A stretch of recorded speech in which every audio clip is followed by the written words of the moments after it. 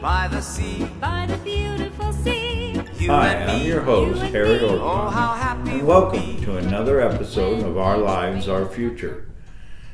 We're filming in cooperation with the South Bay Historical Society, the City of Chula Vista, the Chula Vista Heritage Museum, and the Chula Vista Public Library. We're revisiting with Tina Matthias, who's the Executive Director of the South Bay Sustainable Community Network. Welcome, Tina. Thank you, Harry. And since we visited with you last time, can you give us some updates of where we were then and where we are now in the program that you're initiating here in the South Bay? Yes, I believe it was almost 2 years, going on 2 years since we've last interviewed, very soon. And it was just shortly after we became a nonprofit. I don't even know if we were official at the time that we had interviewed last. Right. But we were starting off with South Bay Sustainable Communities, neighborhood composting. And since then, we have grown quite a bit. Just to let you know, 2021 was our first full year, calendar year. And we started off with 5 neighborhoods and ended up with 12 at the very end, and composted just under 31,000 pounds of food scraps that did not go into landfill. It actually went into neighborhood composting sites, and all those 12 neighborhoods where we turned them compost, had workshops, over 125 different workshops throughout the year, as well as we harvested let me get my numbers out, 2,500 pounds of compost, which was returned back into the community for their gardens and landscapes. So it was pretty amazing with just our neighborhoods. A couple of other things that we've done is we started rescuing foods. When we work with businesses, local small businesses in Chula Vista, mainly cafes, but we also work with food drives and pantries. And when they have food that is no longer edible and they can't deliver them out, we go ahead and take that and compost that. But on occasion, there are times that they have foods that they are not able to disperse them in time before they go bad, but they're still good enough that we can disperse them. So we do that within the community, and literally knocking on my neighbors' doors and actually leaving little goodies at their doorsteps, as well as food drives who are doing food drives that day. Because sometimes food drives don't happen but once a month. And so they're not able to disperse them in that one day that they have the food drive, and so then we take it and we will find another food drive that will be able to disperse it within the next day or two. So in that case, we were able to collect 7,840 pounds of foods that were rescued and given back out to the community too. Oh, wow. So, and that did not go in our landfills. So that's pretty amazing after our first calendar year. We also hosted 17 cleanups all around Chula Vista, on the bay and on land, and 15 sustainable community workshops, 10 nature hikes, and 5 sustainable garden tours. So we were quite busy last year. Oh, that's incredible. Tell me about the educational portion of your sustainable communities. Do you work with any of the schools locally? Yes, education with food waste is definitely our top priority. And we realize that teaching our youth and reaching families through the youth, because they take this information home, I think it is vital for our future. It's their future too. And if they get this information and they understand it, and it becomes natural for them to do it at lunchtime, then it becomes a habit, and then they take this home. And so then food scrap sorting at home also becomes a habit, and there you go. It's a win-win all the way around. Now what we are doing in the schools is we're actually teaching the kids how to sort their lunches. So we have a full-on station at Hilltop, Otay, and Bonita right now, high schools. We're working on getting in a couple of middle schools and elementary schools too. Those are coming around the corner. But we have lead groups, for instance, like the eco groups of all those schools. They have a leader that will work with me to train the students, schedule the students, because they have to schedule them for lunch, and then after school, because they process all the numbers, they catalog everything, they write it all down, diversion rates, everything, weigh everything out. And then with that, they take all that, and then we have the actual diversion rate at the end of the week. So sorting everything out at lunch is the challenge, because we have students that are all over the place on campus. So now we're even taking buckets and walking around with signs that say, help affect climate change. And the students are working with us. They're learning that rescued foods, that don't just throw it in a trash can. Did you realize all students get free lunches nowadays in every school?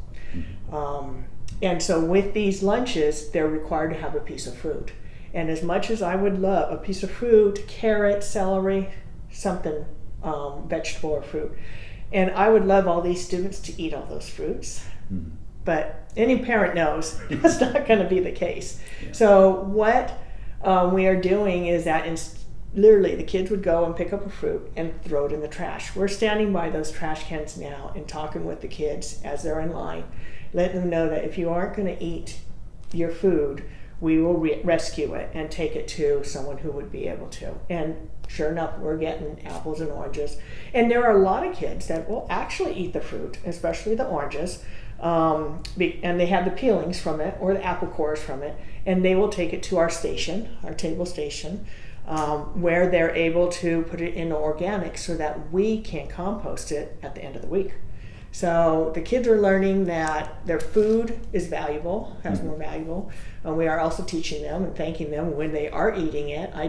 Hey, great job on eating that nutritious piece of fruit. One kid even came back and wanted carrots from us several times. So I told him his eyes were going to be very good from eating so many carrots. But kids like to be acknowledged. And when they see that, and plus knowing where things are going, and when they see that this piece of fruit that they have, that they were originally going to throw away, is now going to someone who is in need, they're more than helpful to, and take that extra effort by walking across the path or walking across the large lunch area to put it in a booth or a table that we have, a station that we have on site. And our stations are all branded, and the program that we are running in the schools is called Youth for a Sustainable Future, and this is the logo. So if you see this at the schools, then you know that we have this program going on. The kids actually have aprons with this logo, tablecloth. We have informational A-frame signs, big ones, and it's a wonderful program. The students are getting involved. Actually, I had 2 students come to Hilltop today when I was at the table. How can I get involved? These were ones that were eating at the lunch. They came right over to us and asked how can they get involved. So I directed them to their coordinator for the school. Yeah. So this is outstanding, Tina, and it's really good that you're engaging the youth so that they can maintain sustainable practices for the future. So this is actually beyond learning, where they're actually experiencing the composting techniques to acquire sustainability in their lives. So I know the city of Chula Vista is embarking upon a huge composting program, and you're helping to educate the community and provide positive things that we will achieve through composting. Can you talk to me about the community's involvement and those practices that will be positive, and how that affects the landfills present and in the future? For the city of Chula Vista, as well as all the other cities and counties up and down the coast of California, are required by law, the new law, which is SB 1383, to divert their food scraps from the landfill. And by that, I mean by another way of either composting it or sending it off to a digester, which is another way of composting, or backyard composting. So there are ways that we can divert as well as lower the waste, food waste that's going into the landfill. And the other thing is by rescuing foods. So all the tier 1 and tier 2 businesses, for instance, like the grocery stores you have, as well as all the restaurants, will soon be required to take their food and not throw it into the landfill. If it still has some shelf life on it, they're required to give it to a food distributor or a pantry, so that goes and gets distributed out to the community, doesn't become waste. So who checks up on those things to That's ensure? a great question. Actually, the city of Chula Vista just contracted out to a provider who will be going to all these businesses and educating, as well as the city's environmental department will be going out and educating all of these tier 1 and tier 2 vendors about the program. And right now they have like 2 years to get into it before there's actually fines. And they are still working out the logistics on how to fine, because this is coming down from the state. So they're still not sure on exactly how that will be. They have until 2024. So when that does finally roll out, I will be able to come back with you for an answer. But right now it's all about education and educating the community with what we're doing. We actually complement the city's program. And for the city, all the Chula Vista residents have been getting this flyer. Do you remember this? I do. Okay, so it came in the mail. And funny, I'm glad you said that, because about half of the adults, when I talk to them about this, they'll say they never saw it. It's on my refrigerator. Good job. I tell the kids, I have this flyer so that the kids could see it too when I give my talks. And I encourage the kids, if you see this flyer, put it on your refrigerator. So I already tell them that too. What is great about this flyer is a very visual flyer, and it shows them what they are to do with their food scraps. And I still get a lot of questions because people are confused about it. They've never had to do this, at least the younger generation. Some of the older generation says, we used to do that. So now they're doing it again. So you're taking all the food waste, including the fish, meat, and bones, and dairy. And that is all being composted into the green waste bins that you are going to be getting, if you haven't already. For the city of Chula Vista, we have green, we have Republic Services, and that is that's where you would throw your green waste as well as this. Now this also includes paper, like paper towels, as long as it doesn't have any coating on it. So when you have paper plates, you're composting paper napkins, paper plates, as long as it doesn't have any of the plastic waxy foil or waxy covering. Most of the colored ones do have that Dixie, slickness to it. Don't compost those. That actually will have to go in the trash. But if you have the plain white ones, those are pretty clean. They don't have that coating. Same with the clarinet, I believe. Cornet, I can't remember the name. Anyhow, those are the plain ones you want to use, and those can go in the composting. You can also now, for the first time, take your pizza containers that have the food waste on it, and you could take the top part that doesn't have it on that would go into your recycling. The bottom half that would go into the bottom of or on top of your green waste. Now what's good about that paper is that you could take your bones, meats, anything that's liquidy, and put it on top of there, and maybe even fold it over so that it won't leak to the bottom of your trash can, because in this program you are not allowed to use any kind of plastic at all, not even the compostable plastic bags. All of our trash for years, we've been sticking all of our trash, all of our meat, bones, all that stuff, into a bag, plastic bag, and then throwing it into the trash can, right? The black ones for us. Well, in this program, you can't use any kind of plastic at all. But you can use paper bags. You can also use newspaper. You could also use cardboard if it doesn't have tape on it. So there are times that I'll have something that's, kind of a liquidy, like a thick soup or something like that, or pea soup. If for some reason I haven't done this, but if I would ever forget to eat it, it's a little bit on the thicker side, and you don't want to just put that into your green waste bin. So a couple things you could do. You could take a clamshell container that's paper, you could pour it in there. So you could take a cardboard cereal box, cracker box, anything like that, and stick any of the things that would normally drain out, and stick it in there and stick it directly into the green waste bin. That way your green waste bin doesn't get nearly as dirty. Also, put some greens. If you guys have greens, stick some greens down there. Newspaper. We wrap all of our stuff up in newspaper too. So we'll wrap it in newspaper and stick it in the green waste bin.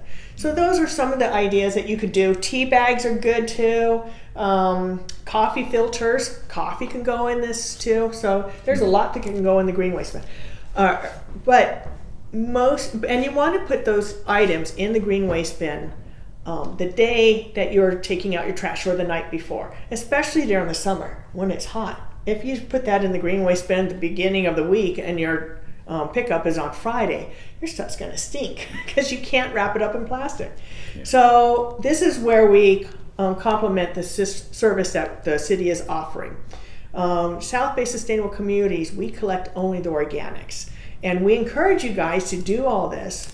Put any of your meats, dairies, leave them in the refrigerator until trash day. And that's when you put it out to your curbside. But most people don't have that kind of room in the refrigerator. If you have a big family, if you have all those vegetable cuttings and things like that, you're not going to have room in your refrigerator. Mm-hmm. So for us, we encourage people to participate in our program because we collect those organics right away. You don't have to wait a week to, wait for the trash to go out. So, and hog up that room in your refrigerator. So we take everything except for the meats, the dairies, the bones, and the heavily processed foods. Those stay in the refrigerator in a container. We will take everything else and compost that in our neighborhoods. Mm-hmm. So you see how that works out? We're taking a lot of that room out of your refrigerator by composting the organics, and the other stuff is going to the landfill. Make sense? Absolutely. So how would you clean the green waste composting bin? Well, that's a great question because that is a question that we've had. I myself, Eric, is wonderful. He takes it and rinses it out and turns it upside down, lets it dry out. But most people don't have the strength to do that, especially an older person. So you can, and by rinsing it out, I would just rinse it. I honestly wouldn't necessarily put bleach in there, or you could use some of those plant-based soaps might be good in there. But make sure everything is completely rinsed out because don't forget, what's in there is going to go to a bigger size compost bin that the city runs, Republic runs. And those industrial size composting, they use what's called a windrow. And we will be having a tour for South Bay Sustainable Communities of the site. So I encourage you guys to participate. And just to let you know that when we do have that tour, it's going to be for the community so that they can come and see what exactly is an industrial composting. But back to the question that you had was how to clean these big bins. So though that the way I mentioned where we could take it and clean it ourselves, the other thing you could do is there are actually companies in Chula Vista right now that are eco-friendly companies that will come by and take your trash can bin, and they have a system where it pulls your bin up, puts it over a sprayer inside the truck, sprays it, and then puts it down, and they're done. They're clean. So they're clean. And that's pretty great that there are companies coming around, and you could do a monthly membership. So one of the other things your nonprofit does is working with the Red Wiggly Worms. Oh, yes. So tell me about that. So there are many ways to compost, and composting with worm compost is one of the workshops that we offer. The city provides us wonderfully with the compost bins, which go back out to the community, but we teach them not only how to put together a worm bin, but we teach them how to utilize the worm bin with their food scraps and how to get the compost out of there. And everyone's always excited to get worm bins, and especially the kids. If you have kids in the family, this becomes like their pet, and they are making sure that they feed their worms so the parents don't have to worry about it. And the parents love the castings. That's what the black gold is from the worm poop. And that is wonderful for your plants, for the immune system of your plants, just putting it into your soil, or you can make a tea out of it, and it's high in nitrates. So the tea, once you steep it for a day, you could take that tea and water your plants with it, or even spray the leaves, because insects for some reason don't like the worm tea. Maybe it's the smell, I don't know. But if you've ever smelt worm castings, it's a rich dirt smell. So to us, it doesn't smell bad, but maybe other insects it does, which is why it is a great non-toxic insecticide. Natural repellent. Yes, there we go. Natural repellent. There. Yeah. Well, that's really interesting.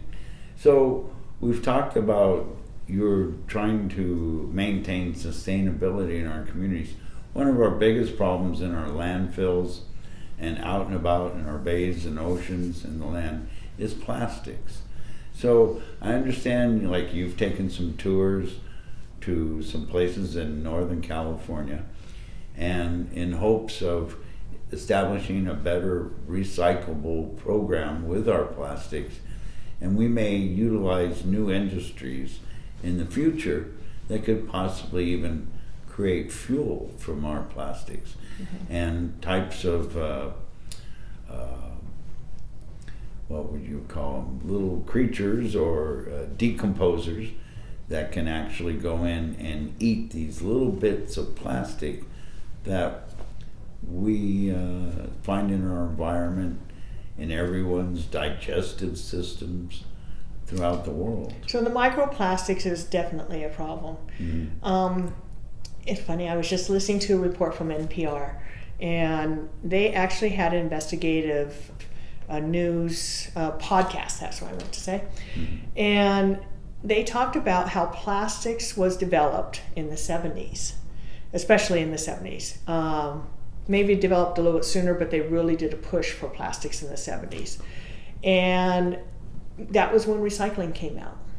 They needed to find the industry. For those of you who don't know, plastics is a byproduct of fossil fuels. So we use gas in our cars. Well, there's a byproduct made when gas is being made, and that's what they use to make plastics. Virgin plastic is so cheap that's why plastics is everywhere now. The lobbyists and the DuPont and the lobbyists of plastics back in the 70s realized that plastics is so cheap, but the people are starting to realize, where's all this plastic going? Can we recycle it? Can we do something else with it? Can it break down into something else? And back in the 70s, they did many, many tests, but they realized that it was not stable enough to recycle it into something else back in the 70s. So they decided to create this whole campaign. It's on NPR. And if you haven't heard that, oh my gosh, I will send it to you. And they did a campaign back in the 70s. Remember when the Native American was crying by the river? And the water was going down with plastics in it. So that was the start, the hard campaign, knowing that they needed to get the American society back into loving plastics. And so they claimed there was a way to recycle it. No. Only a very small percentage is actually recycled compared to all the toxic plastic in the world. And it's very unfortunate. The economy is now, people are recognizing that plastic in our economy is awful. It's also bad in our environment, very toxic in our environment. They are finding microplastics all over the world, even in frozen ice. Antarctica. Yes, and animals have it. So if animals have it in their bodies, guess who does too? We all do. Right. So the new push by these companies is to redo, or how can I say, not redo, remake the whole plastics campaign again on recycling. They're trying a different approach, but the experts are saying it's going to be the exact same thing that happened back in the 70s. So really, the only way to get rid of plastics is to reduce your use, when you go to the store, think about what you're doing. Opt out of takeout plastics when you're going to eat. I know COVID had a big situation where big impact on us because we were using a lot of single-use plastics, but we were also bringing that food home to eat. So instead of taking the plastics at the store or at the restaurant that you were getting your to-go food, you could ask them to please not include this into your meals. And actually, it's natural for them to just throw in all these plastics. You literally have to ask them to do it. And when you do, explain why. I'm trying to not use as much plastic, as well as I am saving you guys money, and they really appreciate that because you're not taking that home. I'm going home, I have my real stainless steel forks and knives, which I prefer to eat with. Most people do. Right. So that is why opt-out is so simple to do. It's one of the things that we could do. Single-use plastics, we are doing our best to ban them in Chula Vista. That's coming. We're teaching people that there are alternatives. Also, when you go to the store and you're purchasing, see what you're purchasing. All those water bottles, only a fraction ever gets recycled. Most of them are single-use and they go into the trash in the landfills. Right. When it's in the landfills, it doesn't break down. Or it takes many years, way beyond our lifespan, to actually break down. Right. So it's important for us to really look at how we purchase. And that's if we could change that and become more sustainable in that, hopefully the plastic industry will stop producing as much. Well, I hope so in the future, because I know we have a lot of plastic everywhere. And the pieces it breaks down to are very small, but still don't dissipate without any further treatment. So one thing that we are really concerned about is that we are teaching kids to recycle at school, because we do collect the recycling also, because that's one of the bins. But where does our recycling go? Right now we're not allowed to send anything overseas to China anymore. They don't want our trash. No. Industries are being created in the United States, and they are being created there's a lot of pilot programs going on out there, but we need to really focus in on what's being created here in the States, and so that we could take all of our plastic and not send it to another country for them to dispose of. Right. Because are they truly recycling? Yeah. I seriously doubt it. So that scares me, because now those countries, we're taking our trash to them, and we should be taking care of our own waste. Right. So our infrastructure in the United States really needs to be worked on. And there are many industries out there that are coming out, many new technologies that will take recycling and either turn it into another form of cleaner gas, or I know that some of them are being turned into plastic, usable plastic. How strong that is, I don't know the details on that, but there are just many industries, and you can always upcycle things too.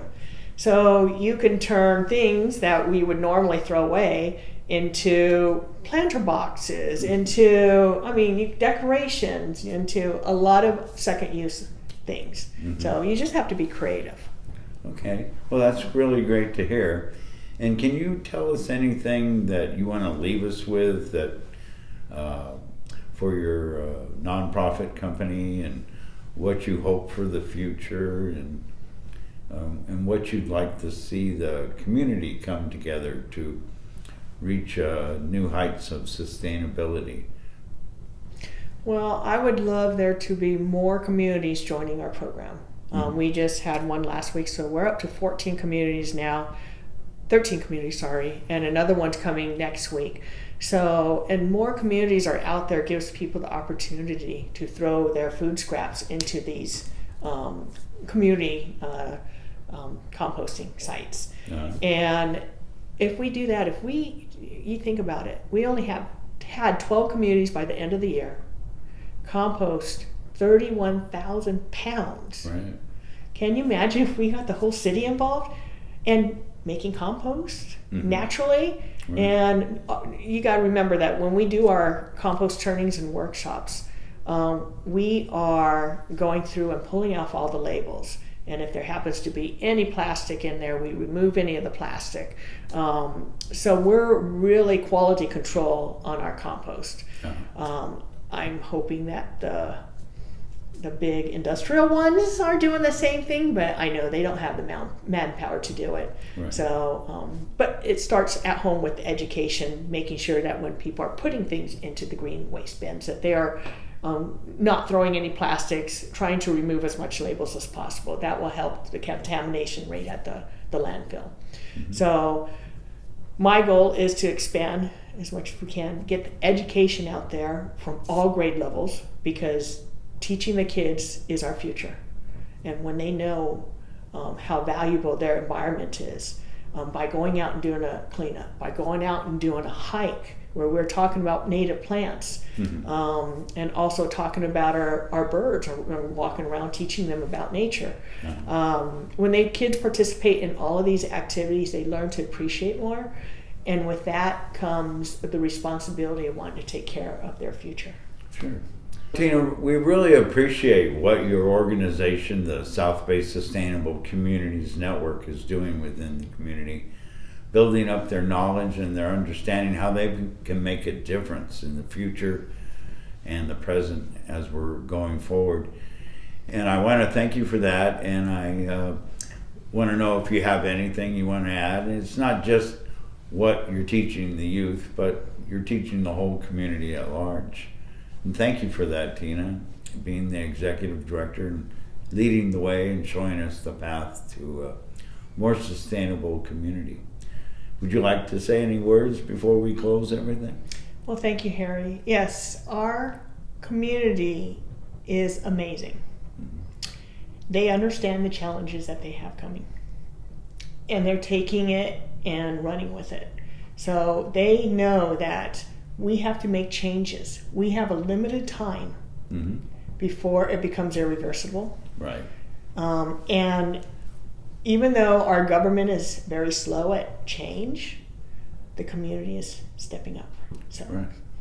I want to thank you so much for inviting me today, and I look forward to working with our entire community and becoming more sustainable through education, through our students, through our families. Thank you.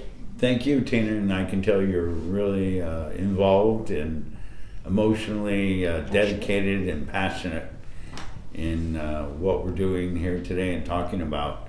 I appreciate it very much. And that's all, and I thank you all, and come again and join us for Our Lives, Our Future. Over and under, and then up for air. Pa is rich, Ma is rich. So now what do we care? I love to be beside your side, beside the sea, beside the seaside, by the beautiful sea.